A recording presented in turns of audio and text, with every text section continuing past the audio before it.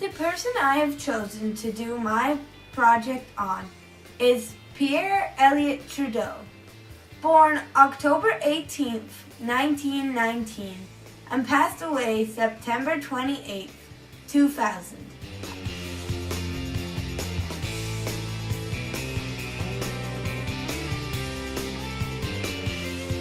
Historical significance: Canadian Charter of Rights and Freedoms.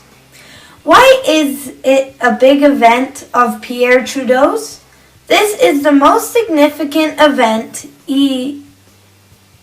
under Trudeau's leadership, as it secured the rights of most Canadian groups and continues to in our everyday lives. What is it? The CCRF is a constitutional document that was passed in Parliament in 1982 under Trudeau's Liberal government. It secures the rights and freedoms of the Canadian people, which was not done so before the Bill of Rights. Most notably, the CCRF sets out Canadians' democratic rights, the right to vote and to stand for election, legal rights, right to life, freedom from unreasonable search, and right to presume innocent until proven guilty. Equality rights: equal treatment before and under the law, and language rights: English and French as official languages, the right to use either language in Parliament. Freedoms secured under the Charter include freedoms of religion, expression, the press, and thought, along with many others. Its role has not changed over time, except, for example, the discrimination of Canadians based on their sexual orientation was not protected in the Charter in 1982. However, it was included after the Supreme Court case in 1998. Historical perspective: multiculturalism. Pierre Trudeau saw Canada as a naturally federal country. Although, as most societies are, Canada is also a multinational that allows for great diversity. Trudeau recognized that the multinationalism consisted of Anglophones, Francophones, Aboriginals, and numerous immigrant groups, and he did not believe in privileging a specific group or community. Trudeau believed that in order for multiculturalism to be achieved, the federal government had to be open to all ethnic groups. An example of this would be that distribution of grants from the federal government would be distributed equally to all groups. Although Canada was a multinational state, he advocated strongly that Canada is a country of two official languages, English and French. Recognizing this in Canadian Multiculturalism Act, which his Liberal government implemented in 1971, also recognized in the Act are Aboriginal rights as well as equality rights regardless of color and religion. What were people's views of Trudeau's multiculturalism policy? At the time of Trudeau's implementation of Multiculturalism Act, the group that he would have much opposition from would be in the province of Quebec. Trudeau was the first prime minister to promote Canada as a national country that included both English and French Canada.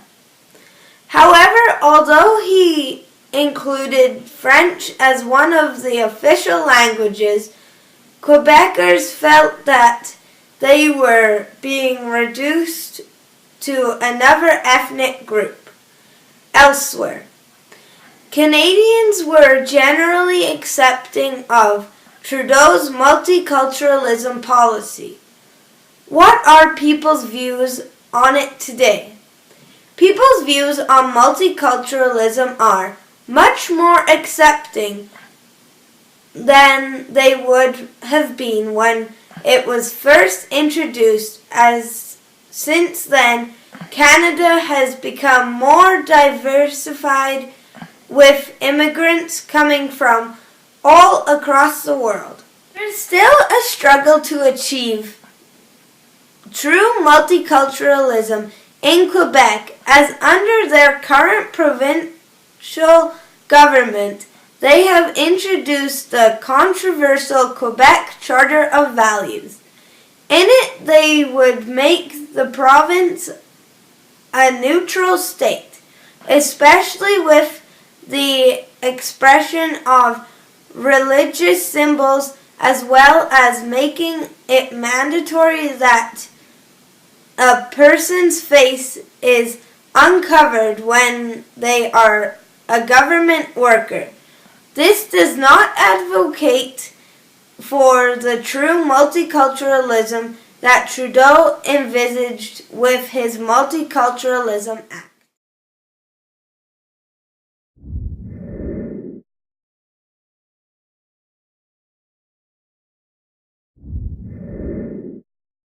Ethical dimensions. Decriminalization of homosexuality. What is it? Decriminalization of homosexuality is when gay, lesbian, transgender, and bisexual people have experienced discrimination against themselves because of how they choose who they want to be. Other people feel that they can use LGBT people for unnecessary violence, either if it is happening in prison, on the streets, or at home.